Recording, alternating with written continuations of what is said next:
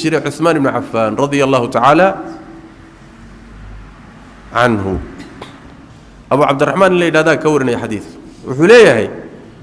عثمان وكيل الدلي وحلقوا الدلي مقالة المدينة نمن كعضون سميي خوارج بلاي اسكو جرتا أيا وحي صور مقالة المدينة عثمان مركا استقى خليفة مسلمين توحيل كمسلمين تهيه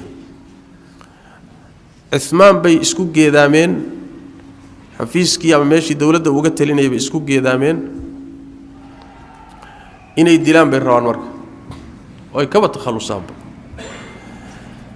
عثمان حلك كدق بيدهن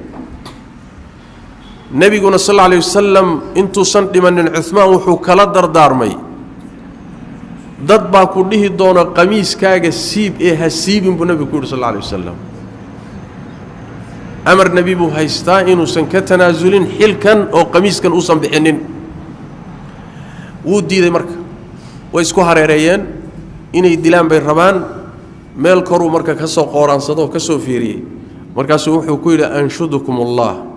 wala anshudu illa ashaba an-nabi sallallahu alayhi wasallam ilaahi baan idinku weydiinaya nimankiinan i hareerayay doonay yani xumaanta rabow ilaahi baan idinku weydiin saxaabadii nabiga cid aan ahayna ilaahi wax ku weydiin maayo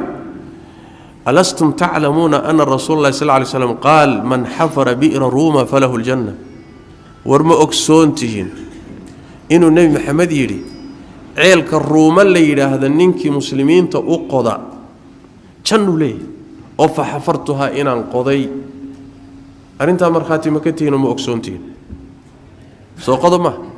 alastum ta'lamuna ceelkaasi wuxuu ceel magaalada madiina ku yaala oo magaaladu ka cabto oo nin yahuudiga lahaan jiray muslimiintii baa u baahday markaas nabigu wuxuu sallallahu alayhi wasallam wal ceelka yaa soo iibiya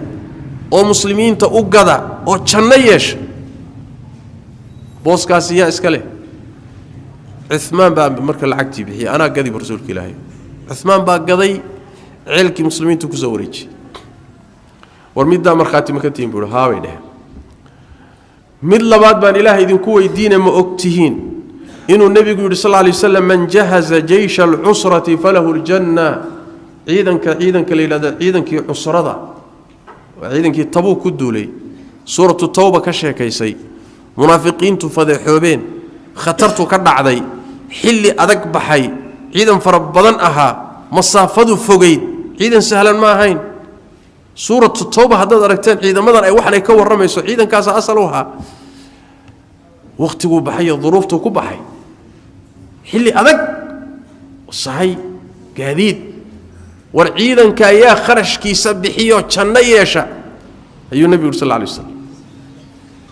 مدينة يتبوك وحيسو جيران 700 كيلومتر واحد 700 كيلومتر oo xilli kulayla ayaa la doonayaa in lagu jiiro duulaan iyo qaswa wax salanba war ciidanka ayaa kharashkiisa bixiyo janno yeesha rag isku mid ma jaaniskan rag baa ka faa'iideystay qaarna iyagoo arkayay dhaaftaan Sooma ma ogtihiin buu nabigu markaas sida markuu yiri fajahastum ciidanka inaan anigu qaban qaabiyoon kharashkiisii bixiyay war arinta marxaati ma iiga tiin haaway marxaati baan idin kana yaanu kaagana way u qireen Soomaaliyeed maqsuudku muxuu yahay marka meeshii diintu ay dhaqaale u baahatay raggeedii baa buuxiyay meeshay u baahatay hoggaan iyo geesinimana raggeedii baa buuxiyay Khalid iyo Abu Ubayda iyo Amr ibn Aas iyo raggeedii baa buuxiyay meeshay u baahatay cilmi iyo faafintiisa iyo juhdi iyo dacwada iyo wacyigelin markay u baahdeen raggeedii baa faafiyay Abu Hurayra iyo rag hormuudka ka aha iyo Abdullah ibn Umar iyo Abdullah ibn Abbas rag baa hawshaana ka hawl galay Soomaaliyeed nabiga iyo ilaalintiisa markay noqoto war ramzigi ummadda ilaalintiisa markay noqotona rag baa labada dhinac kaga jiro ilaalinay Soomaaliyeed sidaas daraadeed majaal kasta oo diintu ay u baahatay rag baa u taagna laana kulligood waxay fahansan rag kaliya ma dumar inta ay ummaddu marayso soocidii ugu horeysay hawsha qabatay Khadiija ma ahayn ya soo hadda ka soo sheekeynaa dumar bay ahayd مواقفته ugu adag ee umadu ay marayso dumarku safka hore kaga jireen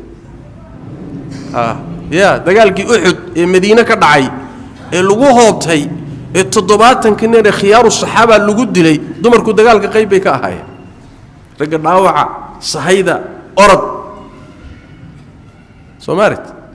sidaas daraadeed ummad ayadoo dhan wada duuban bay ahayd madaxdeeda dawladeeda ganacsatadeeda ka dhaqaalaha haysta ka xoogga haya geesigeeda rag iyo dumarba loo heelayahay loona heegana loogu jiro ilaahay diintiisa sidii kor loogu qaadi lahaa